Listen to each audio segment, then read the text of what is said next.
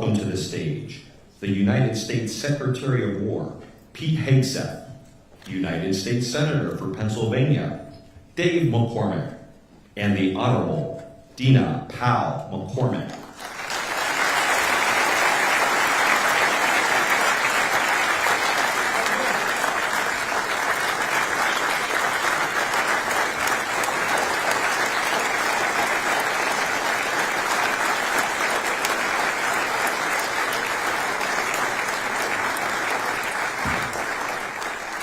Ladies and gentlemen, the 45th and 47th President of the United States, Donald J. Trump.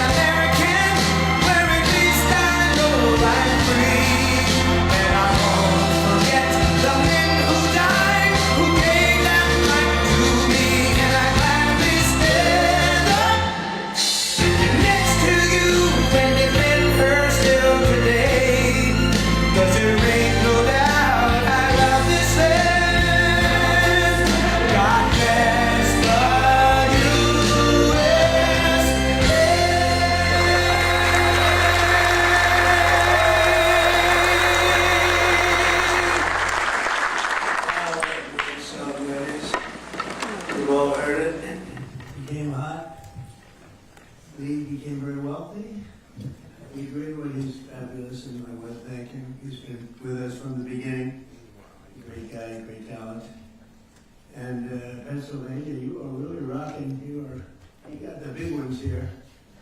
And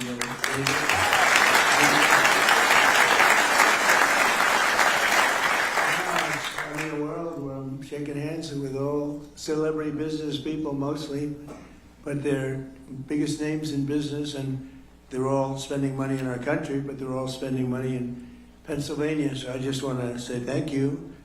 But this is a hot place.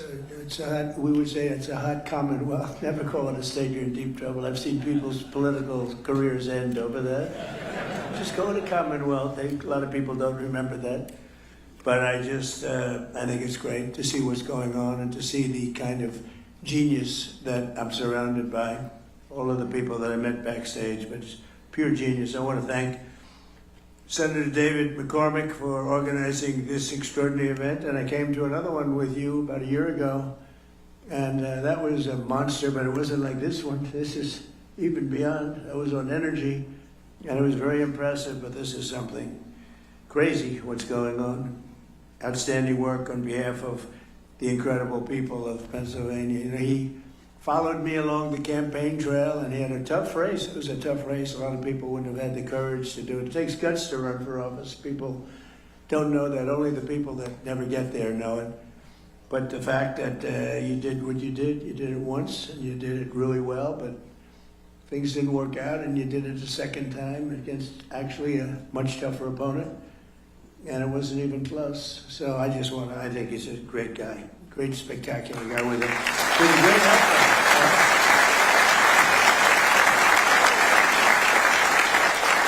But we're here today to celebrate a colossal victory for this Commonwealth and for the entire nation. This afternoon, we're announcing nearly $10 billion of new investments in our defense industrial base right here in the great Commonwealth of Pennsylvania. And these investments will create more than 4,000 jobs. Pennsylvania workers will build the ships, submarines, trucks, weapons, and industries that will ensure America remains the strongest and most powerful nation in the history of the world. We're doing better now than we've ever done. We have $19.2 trillion. We used to go million, then we went billion, now we're into the trillions. But there's never been anything like it. The country is as hot as it's ever been, and we're doing really well with Iran. The Islamic Republic of Iran is not happy right now. Should have been done 47 years ago. Should have been done at least during the 47-year period. And it wasn't. Other presidents didn't do what was right. They should have done it a long time ago. It would have been much easier. And they want to settle so badly. They don't like what we're doing. And they do want to settle. We'll find out whether or not we settle with them or we just finish it off. But I want to thank Secretary of War Pete Hegseth. He's been amazing. Pete, thank you very much. Great job.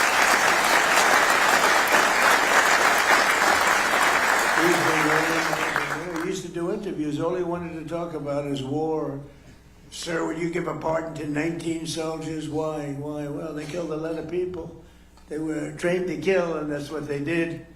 And I pardoned a lot of people. But they've all been well behaved, right? Okay, good. Otherwise, it'll be a big story. Trump shouldn't have let him go. But I'm blaming you, Pete, okay? But he was very successful, actually, on television. I think he probably hated it because he can't love anything more than what he's doing right now, and he's doing it incredibly well. So, great job, Pete. Appreciate it. Small Business Administrator Kelly Loeffler. Kelly, how are you doing? Thank you very much. He's great. Secretary of the Army Dan Driscoll, who's really out there with that beautiful smile. That beautiful smile, but he's actually a killer. Look at that beautiful, nice face. Everything's so happy. He's a killer. Would you believe it? Those are the best kinds, actually. Commanding General of the Army, Trevor Bredenkamp. Trevor, thank you very much. And a couple of warriors in a different way, but they are great. Scott Perry and John Joyce, congressmen, and they are fantastic, and they've been my friends for a long time. Where are you?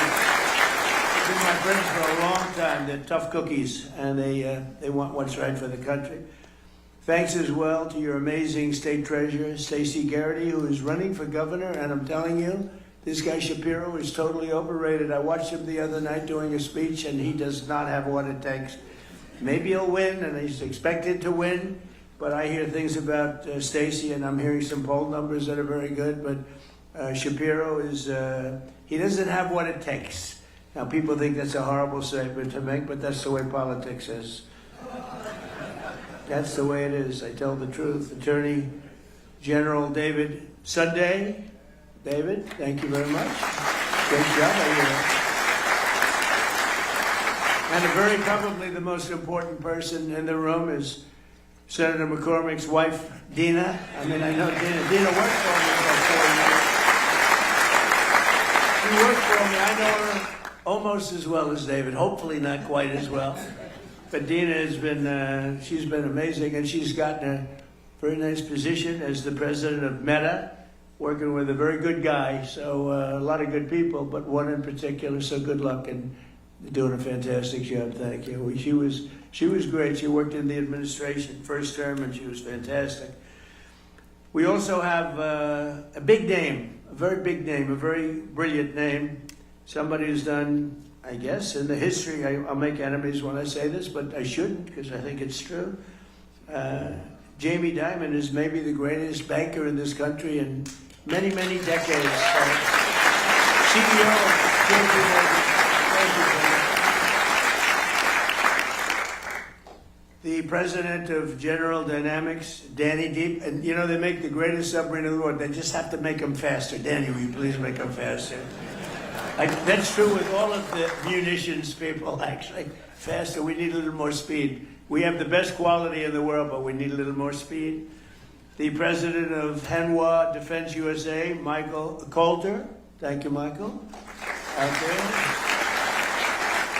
The president and total boss of Boeing is Kelly Ortberg, who's a terrific guy. I think he just gave me the award for being the salesman he started of the year.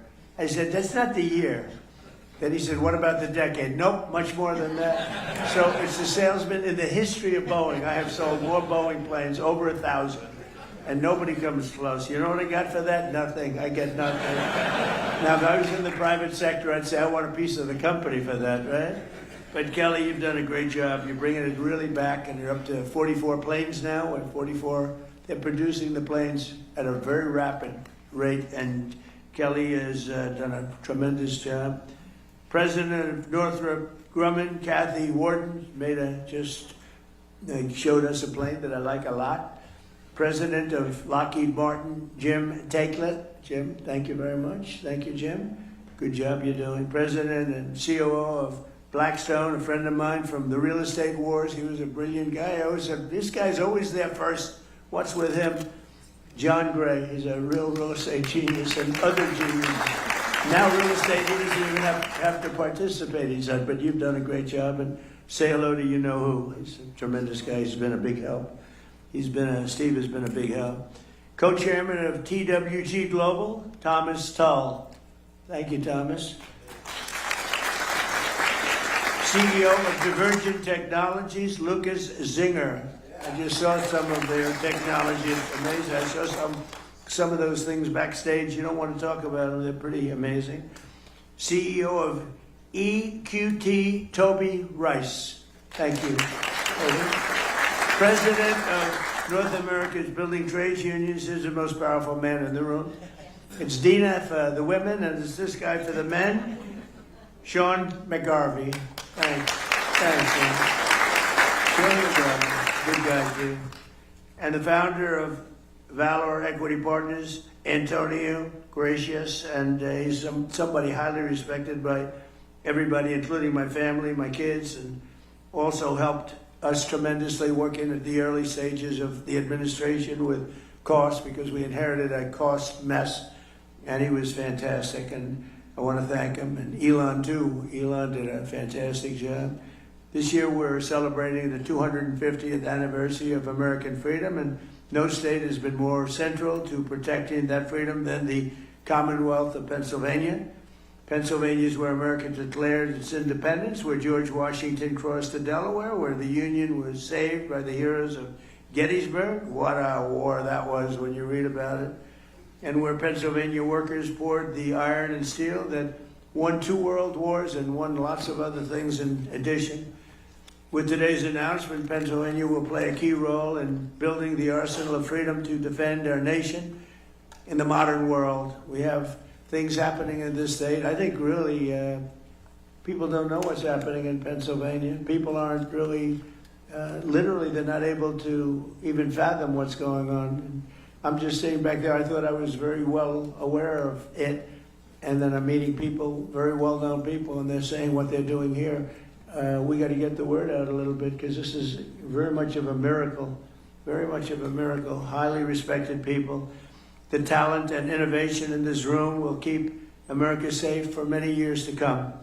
They are very advanced, the most advanced equipment anywhere in the world. Under the Trump administration, we've invested a record $1 trillion in the United States military, and next year, I'm proud to say, and Pete, we have to get moving on this, $1.5 trillion we're going up to. We need it. It's all made in the USA, so it's not, as Sean, it's not fully a cost, it's cost. We got to take something, but it's called jobs. And when you think of it that way, but 1.5, I built the military in my first term, and I used it in my second term. And as you know, Venezuela was actually 48 minutes, but let's call it one day. And we paid for the cost of that war 50 times over, more than 50 times over already. And they've been great. The people from Venezuela, the leadership has been fantastic. And we're working with them, and the big oil companies are moving in. They've made more money for themselves in the last few months than they made in the history of the country. And it's being properly run. They have oil, they have so much oil. You find the oil there, Pete, you just look down on the ground and you say, oh, that's oil, just drill it. There's very few places that have anything like that. But we have a great relationship with the leadership. We work with them very closely, and we're bringing all the big American companies in, and it's been very much of a miracle. Millions and millions of barrels a day. The spirit of our armed forces is the highest it's ever been, with every branch setting records for recruitment. And I will tell you, during the campaign, when I was running against Kamala, she had no clue, but Joe had no clue either. That's why they got him out of there. I had to run against two people. Everyone else runs against one person. You do well. Joe wasn't doing too well. He was down like 28 points. So they said, let's replace him. That's like replacing a fighter. You're doing great against the guy. I said, let's put somebody else in. Fortunately, she wasn't much better than he was. And somebody said she's leading in the polls. That's not possible. But if she is, that's fine. You got to go out, you got to win. But what's happened with the election, this was an amazing election. Think of it, we won every swing state. We won the popular vote by a lot. We won 82%, 87% of the counties in America. That's a big one. We won the Electoral College. We won everything. But all 7 swing states, the big thing was, could anybody ever win all 7? We won all 7 swing states, and we won them by a lot. So it was a great, great achievement. But when it came to joining the military, we had vacancies, empties. We had a situation that actually it was remedied largely, Pete, I think on November 5th when we won. It was even before we took office. It was remedied to a certain extent, and when we took office, so now we have overflow crowds trying to get into the military, and that includes our policemen, our firemen, anybody with a uniform on. They were very ashamed of our country, and now they're very proud of our country. And we're setting recruitment records like we've never had before. In fact, it's a great time if you want to expand the military a little bit. It wouldn't be bad, because we have unbelievable, talented, in good shape, in unbelievably good shape. You know, we had something pass in the United States Supreme Court. It was called merit, and nobody thought that was going to happen. I didn't think it was going to happen, actually. We're trying to get it. And everything now in our country, again, is based on merit. Getting into colleges is based on merit. When you have somebody with great boards, great marks, all A pluses and A's and the highest board marks, and then doesn't get it because somebody with far less capability gets in, it's nasty, but it's, you know, our country was built on greatness. It was based on success. It was based on merit. And now we have that, and that includes the military. And the people that we have in this military, you can send most of them to Hollywood, and they could become like movie stars. They are unbelievable, and you saw that in Venezuela. I met them backstage, and these are people that are, it's a whole different ballgame. So I just want to thank everybody. That was a decision, that was a tough decision to make. And it took courage to make that decision. Nobody thought that was going to be made, but they gave us back our beautiful merit system, and now the best people get into the best positions, they get into the best schools, they get into the military. We actually have strong people going into the military now, as opposed to people that aren't strong, or that shouldn't be there. And it's like, I call it central casting. Washington, D.C., we're using the military in there, and our crime rate's down 92%, and it's gone from an unsafe city to one of the safest cities, the capital, one of the safest cities anywhere in the country. Restaurants are booming. The restaurants were all closing. People were afraid to go to a restaurant. We took out over 5,000 criminals. We got them out of here. We got them, sent them back to their country. Many of them came through the Biden open borders, which was insanity.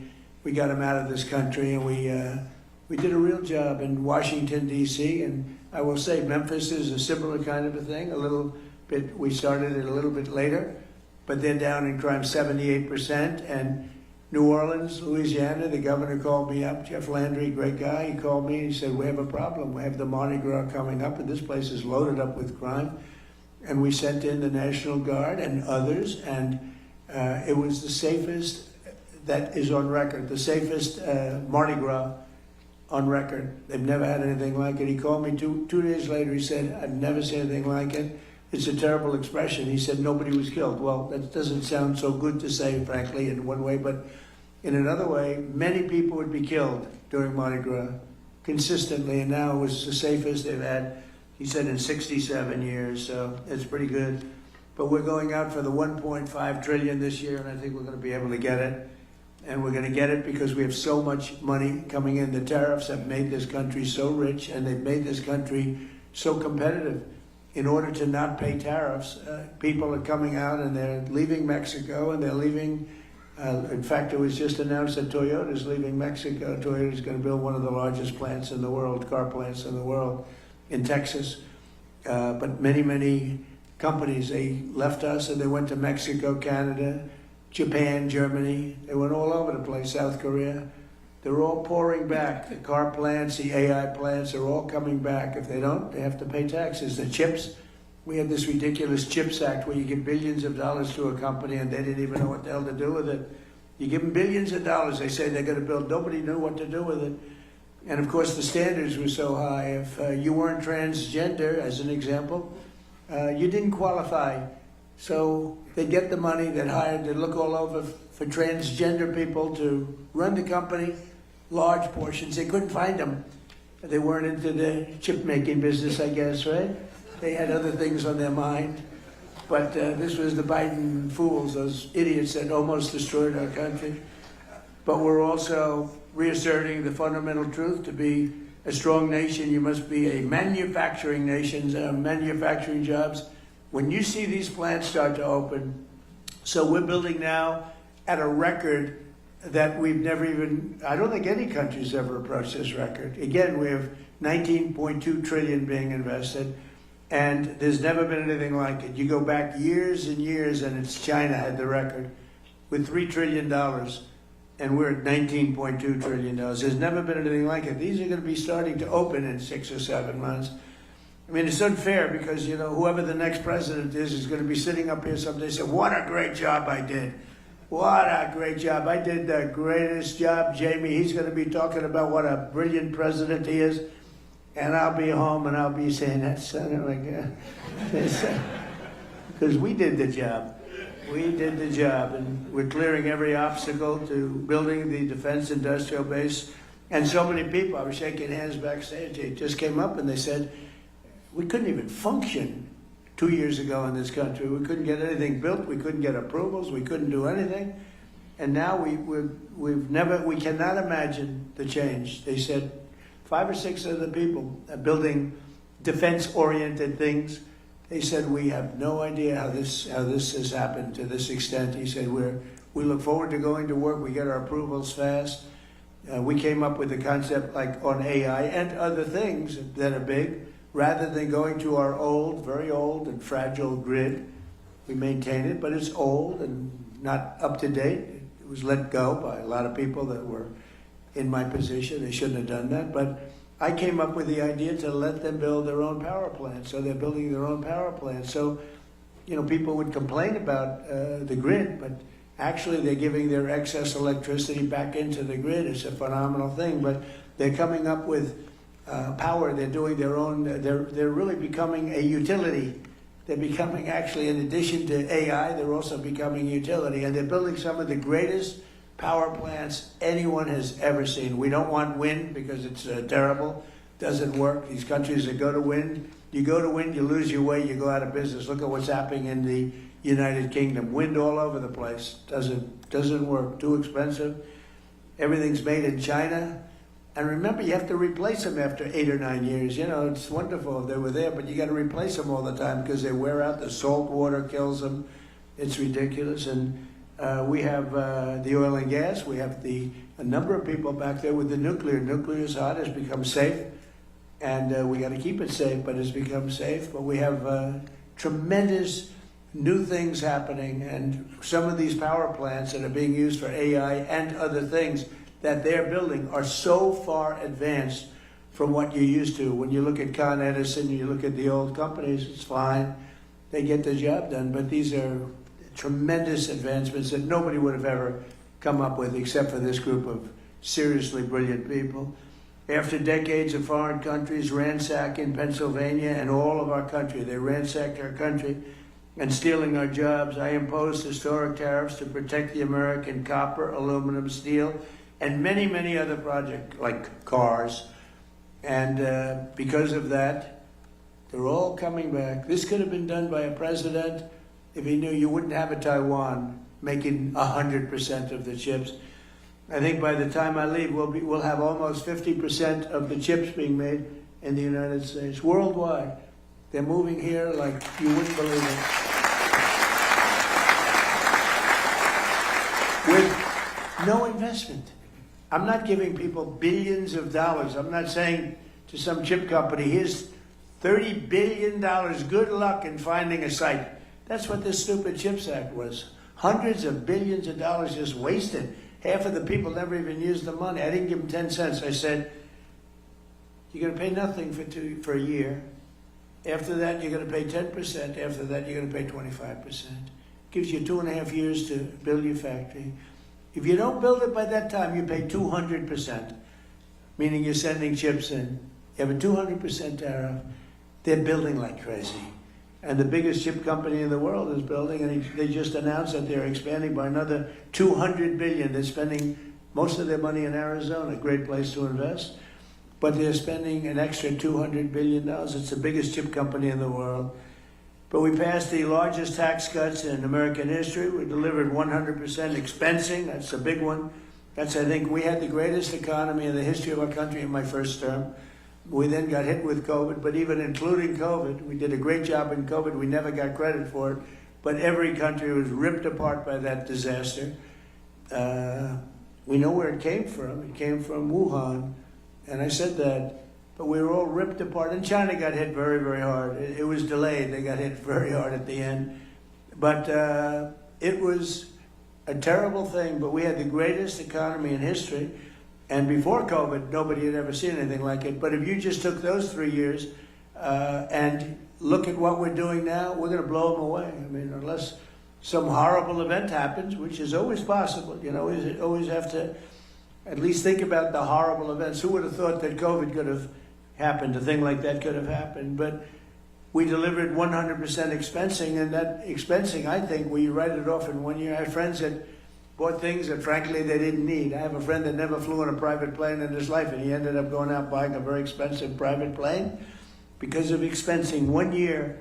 And a lot of you're building your plants, more importantly than an example like that. You're building your plant and equipment. Jamie can expand his bank, write off everything in the first year.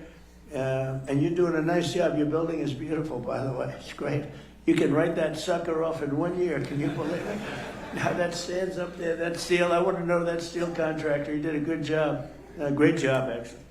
But we delivered 100%, and I felt it was very important to do so. And it goes for a 10-year period. So it doesn't just, I actually want to make it for 1 year, because I figured everybody's going to come. 10 years is too long, but we had a couple of senators that really wanted, including a man named Lindsey Graham, who we love. And Lindsey, we pay you respect, because he was some special guy. Lindsey, David, was a big proponent of 10 years instead of 1. In other words, you could use this for 10 years instead of 1. I said, but Lindsey, 10 years is too long. It gives them too much time. He said, oh, no, we have to do this. I said, no, go ahead, Lindsey. What the hell do you know about business, Lindsey? But he was great. We're going to miss him, right, David? We're going to miss that guy. What a way he was.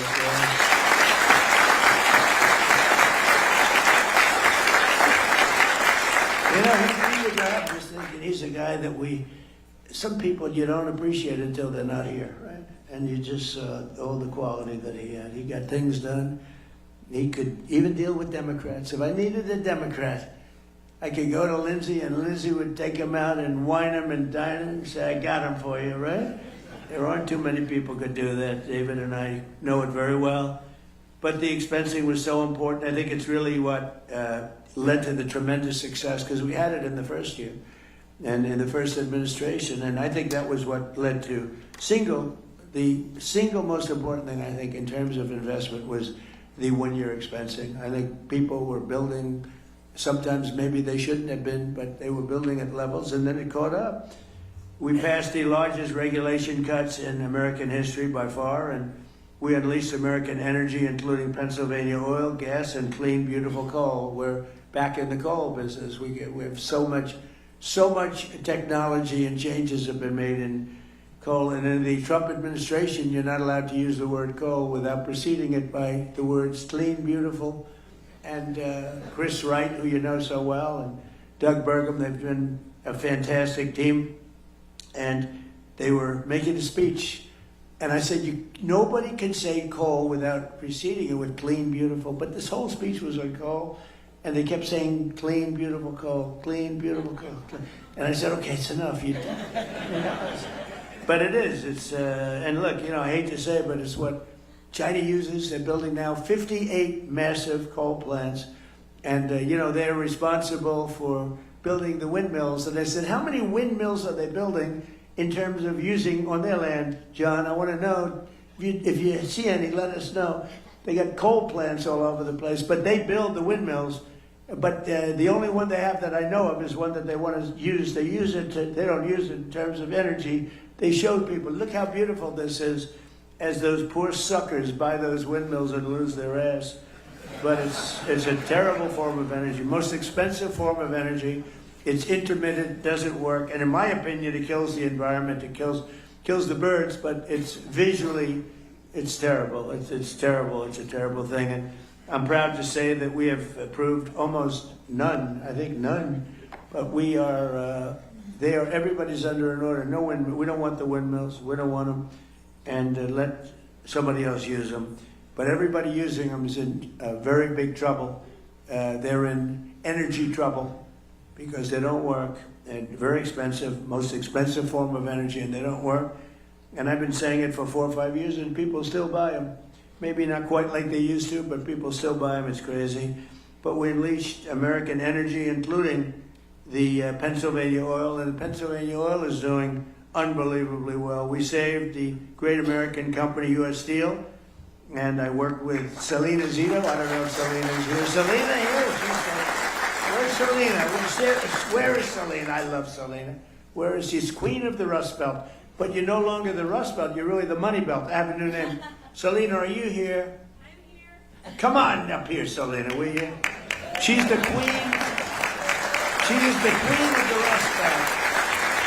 Now she's the queen of the money. And be careful. Don't fall down the stairs like Biden. Come on, Selena, get down here. Grab her, everybody. I want to show you a woman that knows what she's doing. You know? She knows what she's doing.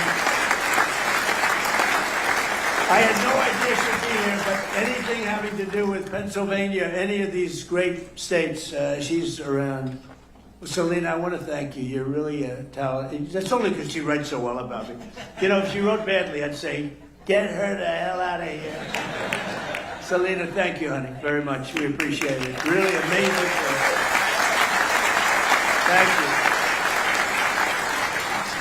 No, she loved this area. She loved the people, and she saw it going to hell. And she knew more about it than anybody else. And she also knew it had more potential because of the people. And she would write about it like nobody would believe. And she's one of the top writers in the country. And I hate to say this, she writes for the Washington Post.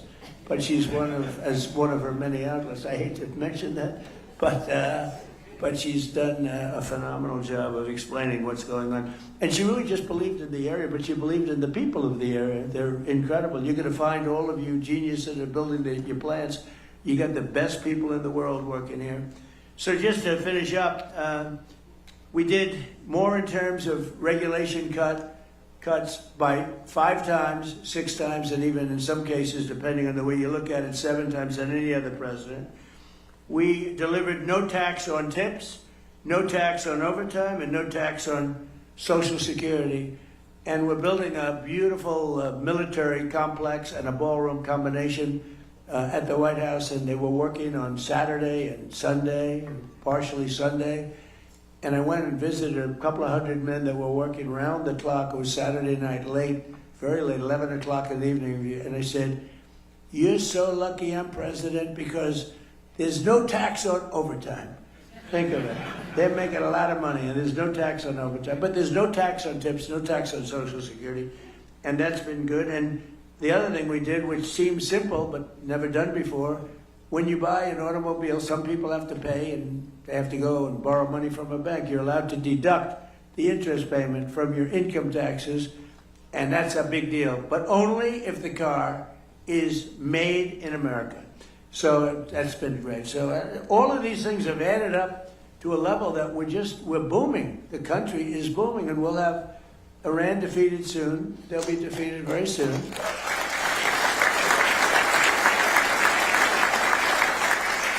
And then I guess it'll be even better. But you know, even during this, it's been amazing. I mean, to think. So I call it a military operation, but I call it whatever you want. It's incredible. It hasn't made a dent. A lot of people thought oil would go up to $350 a barrel, and today it's at $79. A couple of days ago, it was at $68. It went up a little bit because I had to take tough action because they did not obey what they're supposed to obey. I mean, they just didn't do it. So we took a little action, but when that settles down, I think you're going to have $55 oil, which is all great for what you're doing, maybe less than that. But this year alone, we've added 18,000 new manufacturing jobs, and that number could go up by 10 and 15 times as these factories begin to open, including, remember Obama used to say, "You'll never have another manufacturing job in the United States." Can you imagine? And these are the best jobs. These are the highest paying jobs. They're the best jobs. He used to say it all the time. People would say, "Oh, that's so bad you talk about him that way," but he did a bad job. And he was very bad on Iran because he basically gave them the money. He made what a horrible deal. He went away from Israel and he went to Iran. And that's part of the reason that we're stuck with this whole situation. But including more than 3,000 new manufacturing jobs right here in the Commonwealth, and the number will go up many times that over the next couple of years. And less than 2 years ago, we were a dead country. I say it all the time. King of Saudi Arabia told me, I was with him 2 years ago, he said, "You know, it's amazing. Just a little while ago, you were a dead country, and now you're the hottest country anywhere in the world." Every leader, I just got back from NATO, every leader said the same thing. "You're the hottest country anywhere in the world." And they treated me like that. They're not treating me. They're treating me because of the country. We're the hottest country anywhere in the world. And a year ago, 2 years ago, we were a dead country. It was an embarrassment. So now, with all of that being said, just yesterday it was announced that inflation saw the largest monthly decline in 6 years. Can you imagine that? 6 years. So we inherited the highest inflation in the history of our country. And it was really amazing. You know, we inherited it. And then I had my first news conference the day after I took office. And they said, affordability. They go, that's a fake word that they use. They caused the affordability problem.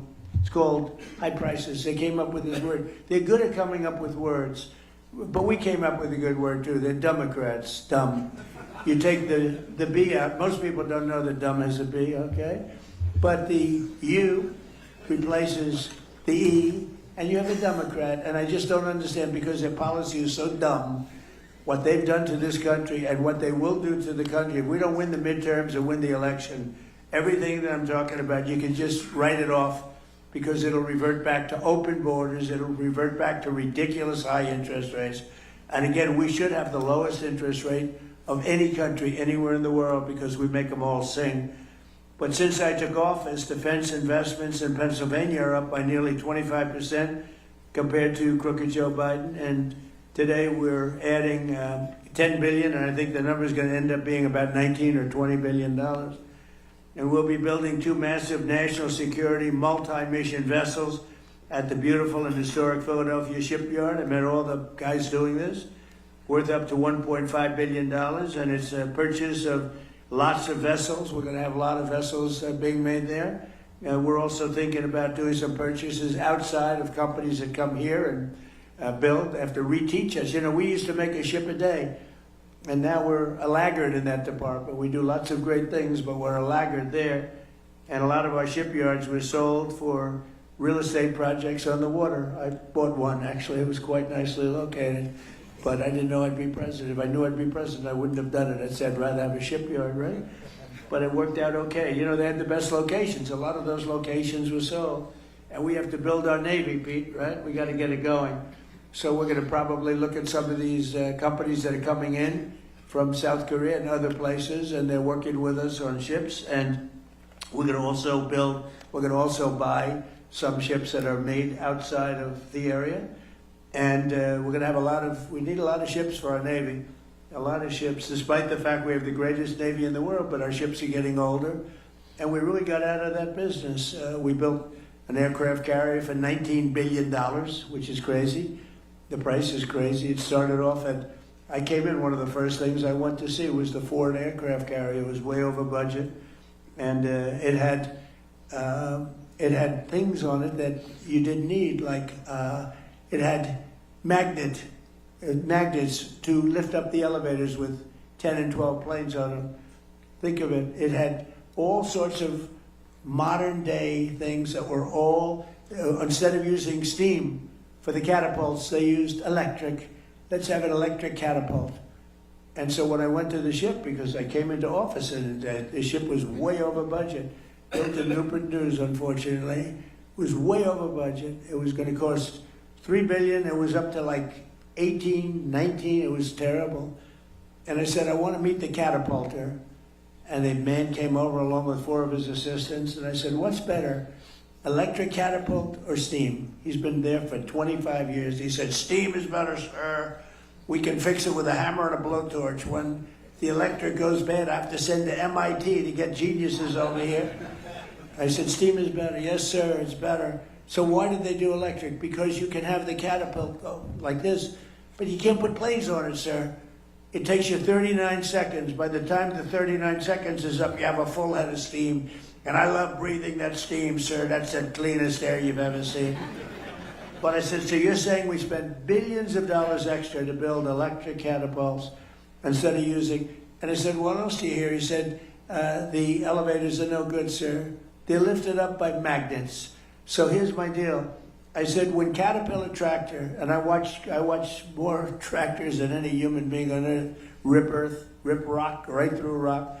It's all hydraulic. So I said, when Caterpillar goes into the business of using magnets to lift up their little blades, when they go in and when they go away from hydraulic, I'll tell you what, I'm going to do something. I'm going to start using magnets, but we don't want to use them. So we're not letting any more ships be built with the ridiculous billions of dollars more they spent on electric catapults, and they're not good. They're not nearly as good, too complex. And by the way, we had to call the ship in twice because their catapults didn't work, and I predicted that was true.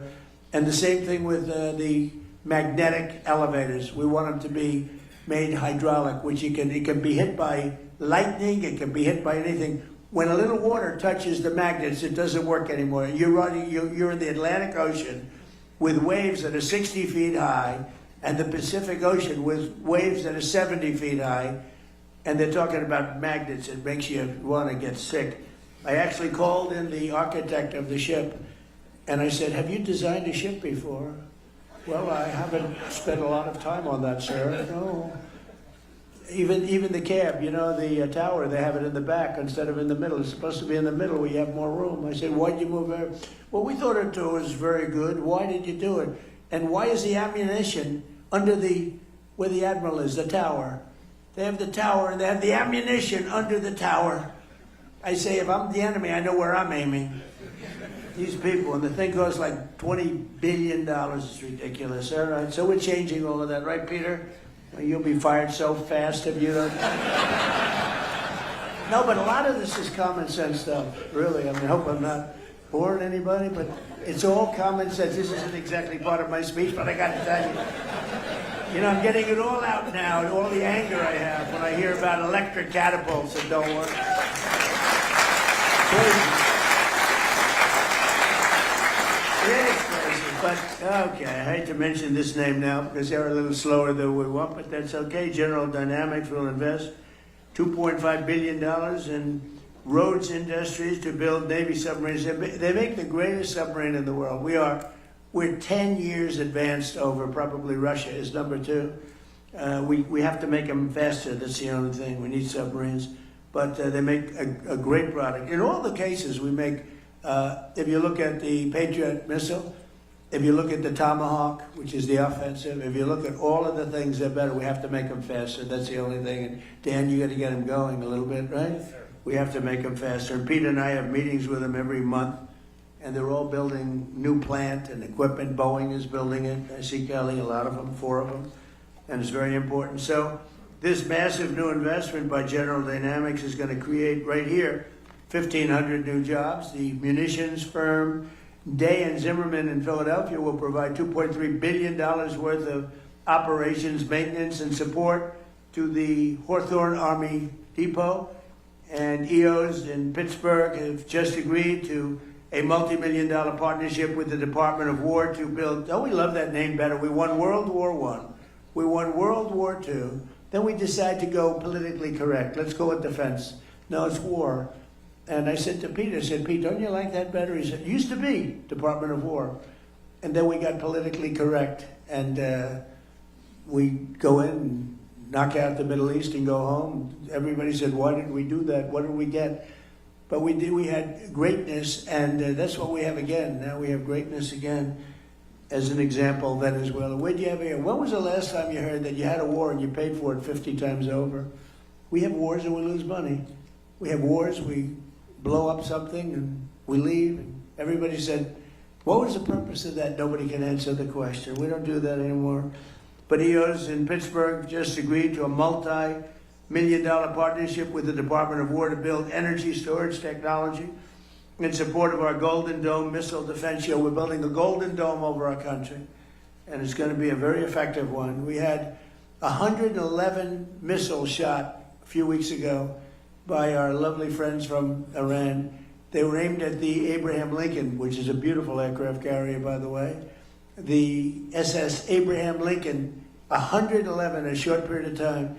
Out of the 111 missiles shot, 111 missiles were knocked into the sea easily. Think of that.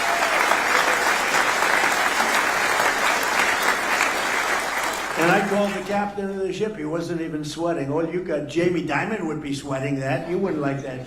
We have a different kind of strength, Jamie, right? We don't have that. But think of it. 111 missiles are coming at you. And he's drinking his coffee, taking it easy. And one after another, we have the greatest people, most importantly, but we have the greatest equipment anywhere in the world. There's nothing like it. 5 years ago, 6 years ago, I would imagine you couldn't even think about a thing like that happening. The JWF Industries is expanding its Windber facility and anticipating over $500 million in new contracts to build new vehicles, weapons, and components, and they make great stuff. Voyager Technologies will be investing hundreds of millions of dollars in turning Pittsburgh into an international robotics and space technology hub. And the robotics is so important because, again, we have the most people working right now in the United States than ever before. We need manpower and woman power. The AI software company Air will be spending $450 million to expand their Pittsburgh office, and Carnegie Robotics in Pittsburgh will have the chance to produce hundreds of millions of dollars worth of autonomous technology for the United States Army and its vehicles. The Firepoint Energy in Tunnelton will be investing at least $170 million in pilot program to convert coal waste into jet fuel, electrical power, and critical minerals. And I hope you're going to do magnets. Somebody out there, I hope you're all brilliant people. Magnets. Do magnets. Okay, I'll tell you how to make money. Do magnets. You're doing a lot of great stuff. Do magnets. Because one thing we don't have, but we're getting close, but do magnets. So I hope John Gray is listening to me so he can give him a couple of bucks and go into the magnet business. I guarantee it's going to be a success. It's one thing we don't, for some reason, it's not complex, not hard. We have the material. For some reason, they just don't, they don't do it. We need magnets. So one of you companies out there, go out and I'll teach you how to make money. Just do it. Companies like Adelon, Kratos, Advanced Cooling Technologies, Sphere Brake Defense, JP Morgan Chase, and Q Intel, among many others, will be expanding their investments all across the Commonwealth of Pennsylvania.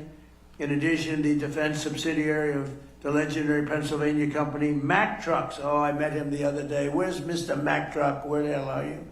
He was great, making a beautiful, thank you very much, making a beautiful truck. He's trying to sell 15,000 of them to us, 15. I said, how many are you looking to sell? Sir, 15,000. I thought he said 15 because it's a big, beautiful truck. I made a speech 2-3 weeks ago, and they had a sample of the truck right behind where I spoke. It made me look very small, sort of like Dukakis, remember? And the thing. I said, get that truck the hell out of here. I immediately thought of Dukakis with the helmet and the massive helmet, the massive tank, and you didn't even see him. That was not good. He went down 20 points after that. So I said, get that truck out. But the truck was amazing, actually. But I said, how many? He said 15,000. I thought he said 15. So I said, he's going to sell 15. That's a lot of trucks. He said, no, actually 15,000, sir. So, but it's a beautiful truck, and I think he's got a good shot at doing it. And he'll be building $222 million worth of powerful new vehicles for our military already in a different truck. And Mack Truck is doing really well, and they've been great. And because we're here in Pennsylvania, where State Trooper Michael Farah was killed just 2 weeks ago by an illegal alien operating a semi-truck on a commercial driver's license, which he should never have had. He was here illegally, came in through Biden. Today I'm making one more important announcement. My administration will soon take historic action to get illegal alien truck drivers who are just killing a lot of people. They can't read signs.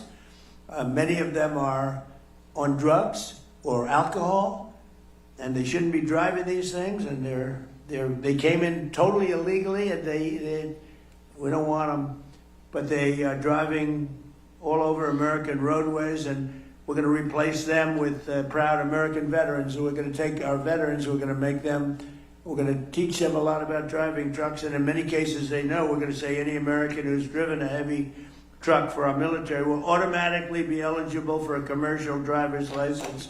So we're going to get them taken care of.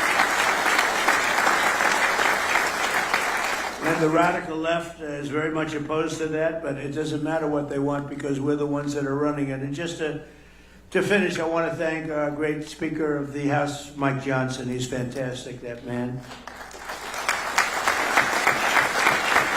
And the House Budget Chairman, Jody Arrington, for launching an effort to get the Save America Act passed, including voter, it's so basic, voter photo ID identification, proof of citizenship, and hopefully no corrupt mail-in ballots. We'll have exceptions for the military, we'll have exceptions for disability, for people that are not feeling well, or for people that are on vacation or anything. We're going to make it very easy. But the mail-in ballots, you see what happens in California. The vote still isn't counted. Can you believe it? It's like, 6 weeks? The vote still isn't counted. But the kid really, he was Spencer Pratt. I don't know Spencer Pratt. He came to the White House and saw me. But Spencer Pratt was an automatic lock, and he didn't make it. There was a little thing, Dina, they said, well, Spencer's falling behind a woman that nobody ever heard of. He's falling behind. No, it's very corrupt. And they were going to do that to Steve Hilton, too. And I had the U.S. attorney, did a great job. He started an investigation. They said, Steve Hilton is starting to fall badly behind. And I said, that doesn't mean falling behind. That means cheating is going on. This is 2 weeks after the election.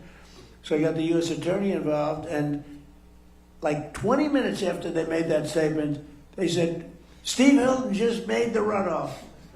These are crooked people. These are crooked people. The whole thing is terrible. But along with our incredible farmers and funding for our troops, so we're getting a tremendous amount of funding for our farmers, and we take care of our troops. We got them a great pay raise. But I support those efforts, and we're cheering them on. And the actions that we've announced today will create thousands of new Pennsylvania jobs, and they'll make our entire nation stronger and more prosperous than ever before. We have the strongest nation that we've ever had. We have the most successful nation that we've ever had. We've never had a thing happen. So many people, the biggest people came, financial people said, sir, I've been in business for 35 years. One gentleman, he looked like a young man, but he said 35 years, so he blew it. But he said, I've been in business for 35 years. I've never seen anything like what's happening right now. I'll bet Jamie would say that. I'll bet John would say that. There's never been a period of time like this. So I want to thank, again, Senator McCormick, once again, for this incredible get-together, but really, much more importantly, for the outstanding work that he's doing as a senator. He's an incredible person. And Pennsylvania has never had a greater warrior, the U.S. Senate, than Dave McCormick, and it's an honor to be with you all, and we're going to do things that nobody would believe. If you go back 2 years when we were a failing nation, nobody would believe that we could be doing business and we could be even safety. The lowest murder number since 1900. Think of that.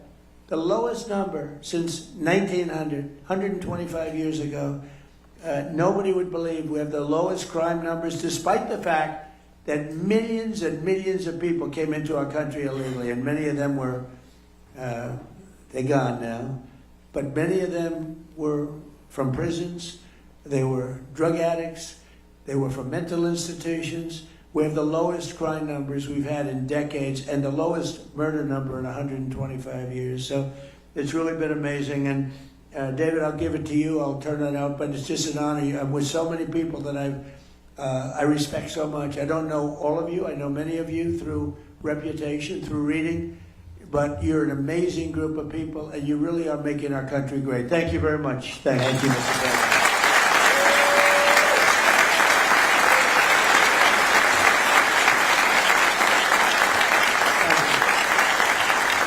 Thank you, sir. We are so honored to have you here. I know you've got a special love for Pennsylvania, and Pennsylvania has a special love for you. And this is all about your vision of peace through strength. And what's happening here at this summit is really all the people we need in the room, the prime contractors, the energy leaders, the emerging technologies, the leaders in labor, the leaders in finance, all the team that needs to be in place to implement your vision. So to summarize with you, what I'd like to do is turn to the Secretary of War, let him make some remarks, and then draw in some of the business leaders we have here. And I'll say the one little story is when I was on the campaign trail with the president, one time I walked off the stage and he said, you know what I like about you? He said, you don't talk too much. He said, you don't go on and on. There was somebody else there, I won't say who it was, he goes, going on and on. He goes, keep it short. And so we'll all keep it short. Thank you, Mr. President.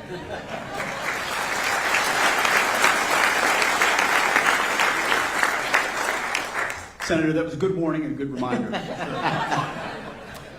Mr. President, it is true to say that there has never been a moment like this or a stage like this where innovators, prime contractors, private equity, titans of industry, labor leaders, defense leaders have come together for this type of moment. There's never been a moment like this where the aperture has opened up inside the Department of Defense for defense and the second word, innovation. Your demand of me as a business leader and a builder is that we move at the speed of business and competition and speed and scale. And that's what these folks have funded and founded in their companies.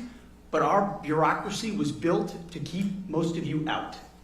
And we've been waging a war of attrition against the Pentagon bureaucracy to open up the aperture and make sure competition and speed and innovation and commercial options have a seat at the table. Not just great prime contractors who've been there for a long time, but many of our great companies that make many of our best systems started to look a lot more like the government than they looked like business. And so what the president does behind the Resolute desk with prime contractors, and you've been at those meetings and I've been at those meetings, and it's a reminder to all of us that our nation needs the best weapons, not tomorrow, but today.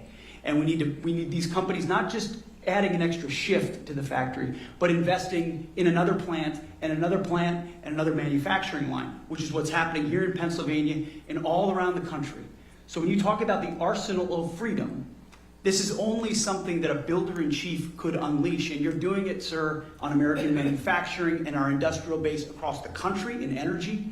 But in defense specifically, this is a generational investment in the future of our warfighting capabilities that our country has not seen since Ronald Reagan, and this one is bigger.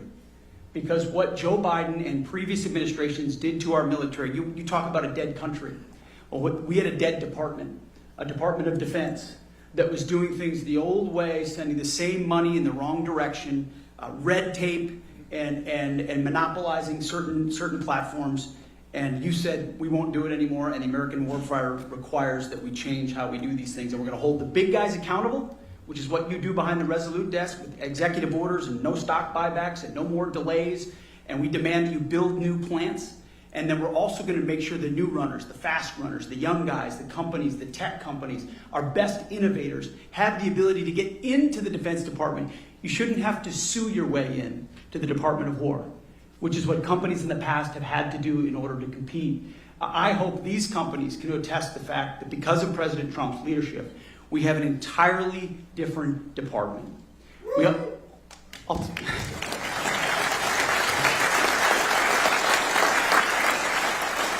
And it's important because we're at an entirely different moment. Not only do we have near-peer adversaries with historic military buildups, but we're at a step change moment. AI and frontier models, autonomy, quantum, space, hypersonics, you name it. If you're ahead now and you get ahead of the game, you're going to be way ahead. If you fall behind now, you fall even further behind. The have-nots and the haves, that gap is widening. President Trump sees the moment and is investing in it in our department, but across government, to make sure the 21st century is an American century. But he's demanding that we do it differently. We do it in a fiscally responsible way. We audit our department. We ensure that the money that we ask for is well spent. So we've got a different department, a different moment, and thank God we have a different president who rebuilt the military once. He's doing it again and is willing to make a historic investment, $1.5 trillion investment in the War Department to ensure that we outcompete, without question, every other nation on planet Earth, so that things like Venezuela can continue to be done to reestablish deterrence around the world. But that next midnight hammer that's required 10, 20 years down the road is because of the F-47 and the B-21 and the autonomy and the carriers that this president will build because of this historic investment. The Golden Dome that protects our country, the AI that allows us to target faster. This investment will fundamentally change the battlefield, keep the American people safe now and into the future, and it would not happen with Donald Trump. Mr. President, thank you very much.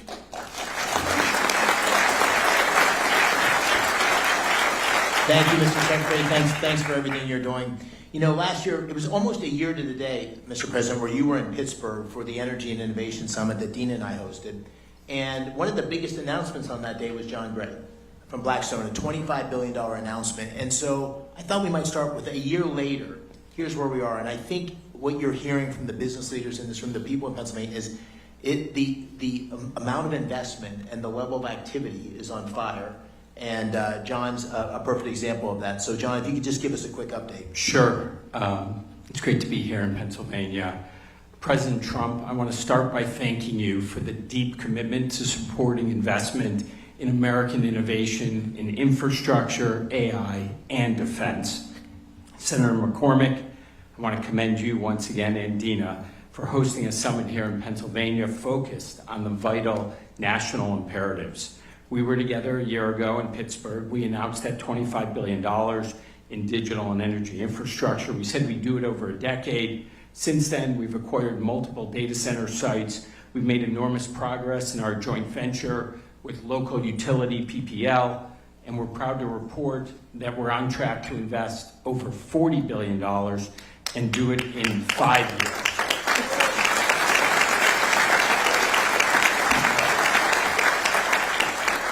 $50 higher, 50% less time, not bad. These investments will create nearly 20,000 good-paying construction and permanent jobs, deliver meaningful benefits to communities, and help ensure that America stays at the forefront of the AI race. This would not have happened without the conference that you and the President hosted last year. We also got tremendous support from the governor in terms of infrastructure development. Everybody loves to complain that things are not working in the United States. Well, in Pennsylvania, they're working the way the founders intended 250 years ago. So congratulations to all of you. I would also just say last year we talked about building critical infrastructure to power the innovation economy. Today we're talking about applying that innovation to our most important priority, protecting our national security. At Blackstone, we're incredibly proud to be all in on both of these objectives. Technology is, as the Secretary noted, fundamentally reshaping the national defense. It's going to require enormous amounts of private capital, not only to invest in the new innovation, but also to scale up production in a capacity-constrained world. And Blackstone is ready to help in a very big way. We've already invested $20 billion in defense and aerospace in the last 5 years. We expect the scale and pace of that investment to increase meaningfully from here. We see national security as a compelling place to deploy capital on behalf of our investors that also supports a core American interest. So thank you, President Trump, Senator McCormick. It is an honor to be here today. Thank you, John. So you noted this, but one of the strongest voices in corporate America, someone who has spoken out in very similar terms as you have about peace through strength and about the need for America's military and economy to be strong, is Jamie. And Jamie's really taken this on. He's written extensively about it and made this a priority for J.P. Morgan in terms of national defense and resilience. So Jamie, I wanted to just call on you and ask you to describe why you think this is such a priority and how the things we're doing here and the President's agenda is supporting that. So thank you. Mr. President, Mr. Secretary, Senator, there's nothing more important for our country, and in fact don't think it's an exaggeration to say for the whole free and democratic world, that America maintain the preeminent military supported directly by the preeminent economy of the world. It's not too soon. We got behind, but God knows this is now, you guys have ignited the American dream, and you've ignited security and resiliency. You've reignited that arsenal of democracy that we have in this country, and it's just critical. There's a microcosm in Philadelphia, obviously in Pennsylvania, Philadelphia. I was at the Philadelphia Navy Yard this morning. There's only a small piece of what we're doing. There's a small piece of what a lot of other people here are doing. That Navy Yard actually built ships in the Revolutionary War, ships in World War I, ships in World War II. It was closed down at one point, but the local government and the federal government have reopened it up. You now have ships that are going to be built there by Hanwha, a Korean company, and Rhodes Industries. They're both adding 400 or 500 jobs. People should remember when they add those jobs, there are another 5,000 jobs to be added to support it. A lot of small vendors, contractors, et cetera. And we're also helping, very importantly, to ignite that American dream part, is to get the kids, whether older, younger, whatever their backgrounds were, trained. And there's a school there, partially by Hanwha and partially by the government, to train welders. These welders get paid while they're in their apprenticeship. They get health care while they're in apprenticeship. When they graduate, I think after 16 weeks or something like that, they make $80,000 a year. That is the American dream. They go on and buy a house, get married, have a family, etc. And this is one small effort, and that's one microcosm. We need to do this around the nation, in fact, to help some of the other nations around the world, friends and allies, do the best they can to rebuild some of their militaries. So my hats are off. I applaud everyone in this room who's helping this effort. There's nothing more important to leave this world safe for our children. Mr. President, thank you.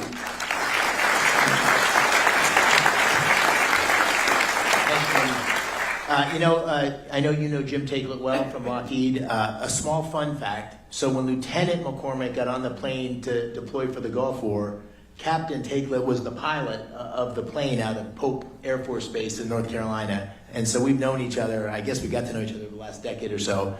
But Jim and all the major primes have big operations in Pennsylvania. And Jim, I think you have an announcement even today that I was unaware of until earlier today, which is great news. So please give us a quick update on what you're doing in PA. Definitely, Senator. Remember that thing he said to me about short. First of all, Mr. President, thank you for inspiring all of us to get together at an event like this. Secretary Hegseth, really appreciate your driving the acquisition transformation that is very much needed, as you just described. And Senator, this is an amazing gathering. For organizing it, you and Dina, really, we all owe you our thanks, so I appreciate doing that. So I was born and raised on the north side of Pittsburgh. My dad was a Boilermaker. And if I could have welded a straight bead and passed his test, Sean, I'd probably be in Boilermakers Local 154 in Pittsburgh right now. but it worked out that I'm here today with you. And people like my dad from Pennsylvania, the workers that we have in this state, are why we have 5,000 employees here already. And what we're going to announce today is in our Archbald, Pennsylvania plant, where we make missile components for air defense missiles, sir. We're going to add another 700 jobs. We're going to double the size of the plant, invest $60 million, and add 160,000 square feet to that plant, doubling its size.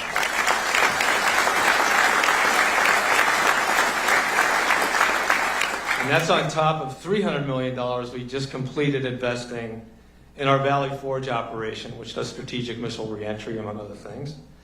And you know, Mr. President, that we're going to invest upwards of $9 billion in the next 3 years at 20 different sites. Looking forward to showing you some of those plans when you have time.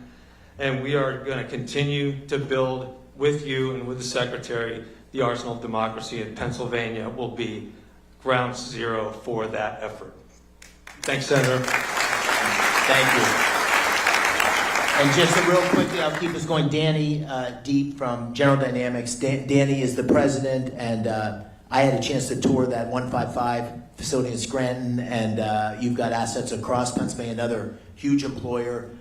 Just give us a quick update on what's going on in Pennsylvania, how you see the future expanding based on what's the president's policies that have been put in place. Thank you, Senator, Secretary, Mr. President. Thank you for your leadership here at home and abroad. It is inspiring. So here in Pennsylvania, when you talk about manufacturing muscle, this is really where we have a lot of muscle. 1,100 suppliers, 8 facilities around the Great Commonwealth.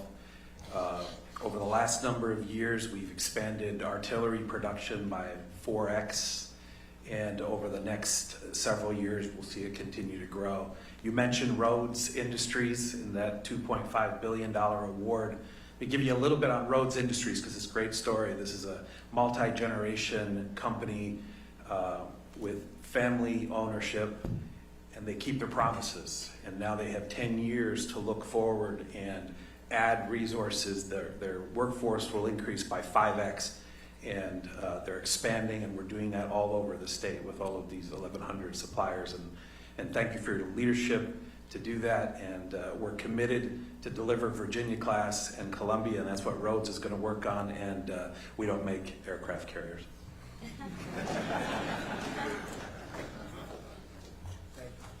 Thank you, Danny. You know, your administration has been very active. The Secretary of the Navy, your Transportation Secretary in the Philadelphia shipyard.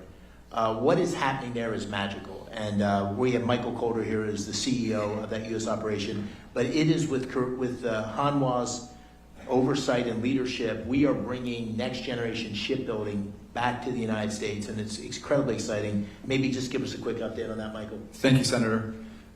President Trump, I want to start by saying thank you to you and your administration for your leadership on revitalizing the defense industrial base and in revitalizing shipbuilding in the United States.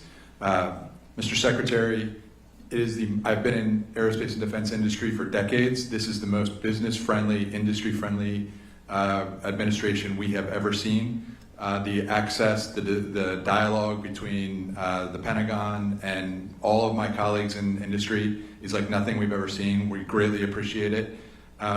Because of that access, the President's leadership, and the demand signal, Mr. President, that you have sent on defense budget, we now have an environment that Senator McCormick has been able to pull together here where we have defense industry leaning forward, we have private sector, private capital leaning forward. Mr. President, your leadership has led to all of that. We're very grateful for the opportunity to build the radar ships that you announced today. They will be a central part of the defending the homeland from the missile threats that you have also made a priority. As you mentioned, sir, our shipyard in Korea puts out about 1 ship a week. We have a plan to bring that capability to Philadelphia. You know this better than anybody, Mr. President, but ships win battles, shipyards win wars. And we are going to recreate what has been great in Philadelphia. Philadelphia, home to the nation, home to the Navy, home to naval shipbuilding with the first frigate. It is going to be the home to make American shipbuilding great again, and we're very glad to be part of that, sir.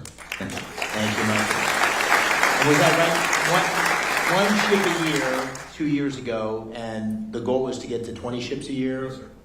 Think of it, 1 ship a year to 20 ships a year. That's the path that's happening because of the policies, the emphasis on shipbuilding. We're still not where we need to be, but a huge step forward. You know, this whole summit also, Mr. President, we have the defense primes here, but we have a lot of emerging technologies. There's 130 booths up here, Pennsylvania companies, AI, drones. It's incredible what we're seeing. And there's all sorts of capital coming into these emerging technologies in the defense tech space. And we have at the table here 2 of the really most successful investors in defense tech. So I'd like to ask them both to comment on that, because our future, as the Secretary said, is not just doubling down on the existing primes, although they play an incredibly important role. It's bringing in new entrants and new technologies and disruptors.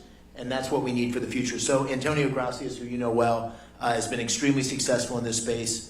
Maybe you could give us a thought, Antonio, and then I'll turn to Thomas Toll. Thank you, Dave. I appreciate it very much, and thank you, Dave, for inviting me. Mr. President, it's been extraordinary. I've been working in manufacturing defense tech actually since the mid-90s, and there's never been an environment like this. You're right, Secretary Hegseth, never. We have 5 companies here today, Anduril, Saronic, Hadrian, General Matter.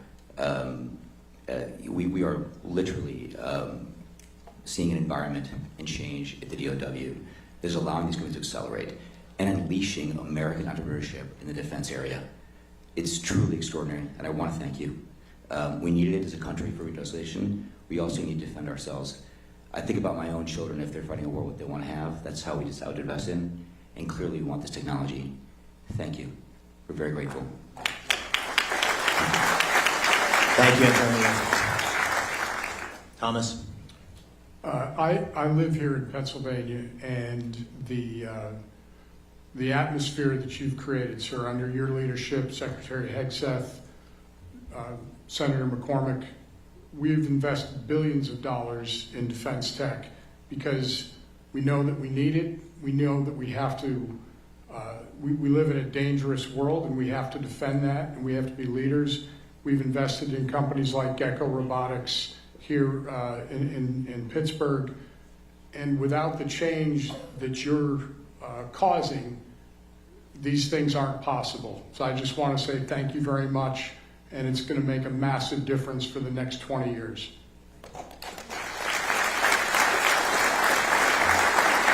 You know, Mr. President, one of the things that you talked about constantly on the campaign trail, and that I tried to talk about as well, and that you've been focused on like a laser, is jobs. And what's happening here in Pennsylvania is that if you go to and talk to any manufacturer or any job site, they can't get the skilled workers they need because there's so much new investment and activity going in. So we need to take advantage of this moment and build the workforce. In Pennsylvania, we have an incredibly skilled workforce.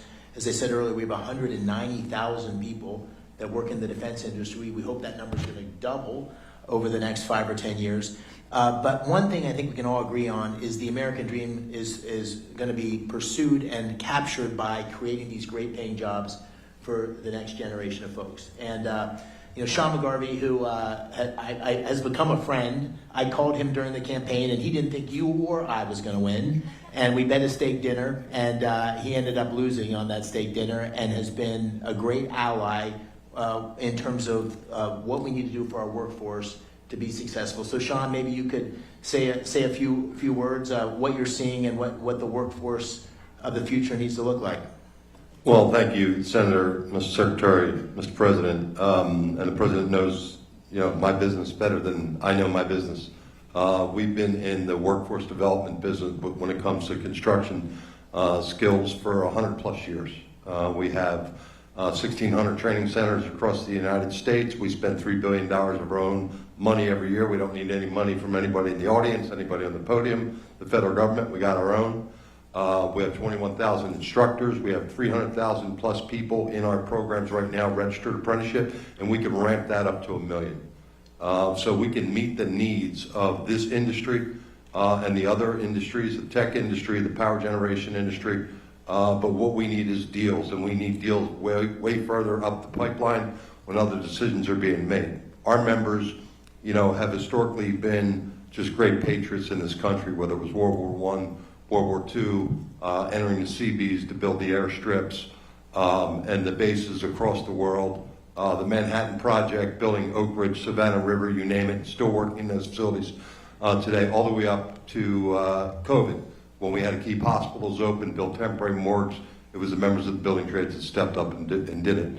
So we believe that highly skilled craft workers are a national security issue, and we are prepared to meet any needs necessary right here in Pennsylvania for Senator McCormick or for anybody across this country, and we appreciate the opportunity to do so for our country, Mr. President. Thank you. Thank you, Sean. Thanks for the great support for everything you've done on our workforce. Mr. President, I think I might ask the Secretary, Dan Driscoll, to make a few remarks and maybe close on that. I just want to say this has been an extraordinary event in the Army and the Army War College, which you're here, the fourth president in America's history to visit here since the Revolutionary War, the Carlisle Arsenal, the Army War College. And the Army's been extraordinary. So, Mr. Secretary, first of all, thank you to General Breitenkamp and everybody that made this possible. But maybe give you a word, and I'll close and then turn to the President. Mr. President, Secretary of War Hegseth, your leadership, what it's fundamentally done for the people in my life every day, the American soldier, is you have unleashed them to do what they joined the Army to do, to be ready to fight and win our nation's wars. And we had gotten in their way for the last 30 and 40 years. We had not let all of these entrepreneurs come get in the mud with them and help them change what they could use to fight. And it is because of you, Secretary, and you, Mr. President, that all of the regulatory nonsense has been knocked out of the way. And I think if you talk to any of the soldiers, sir, on your way to the helicopter, what they will tell you is the last 18 months have looked nothing like most of their careers. And that is because all of you on this stage and everyone out in the audience. So thank you so much for being here. Mr. President, just let me close with the following remarks. I think we're in the middle of an enormous transformation in America that's being led as a result, or taking place as a result of your leadership. The defense industrial base, making sure our military is ready to take on these many challenges we see and evolves in a way that's able to ensure that we are going to remain the greatest military in the world. Under your leadership, that's happening. So thank you for that. On a personal note, I want to thank you for coming to Pennsylvania. I know it's hard with your amazing schedule, and you've done this twice. You did it last year, you did it this year. It is a catalyst for action. It's making huge things happen in Pennsylvania. Dean and I are so grateful that you're willing to do this for Pennsylvania and for our country. So thank you. We're eternally grateful, and we really appreciate your leadership.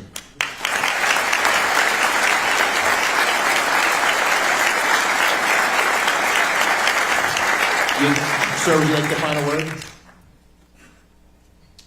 Well, I just want to say thank you all very much. This is an honor that I won't forget, and I appreciate your saying I've been here twice, which is pretty much max out once a year, but I'll be here again next year for you. Thank you. Thank you. Ladies and gentlemen, the 45th and 47th President of the United States, thank you.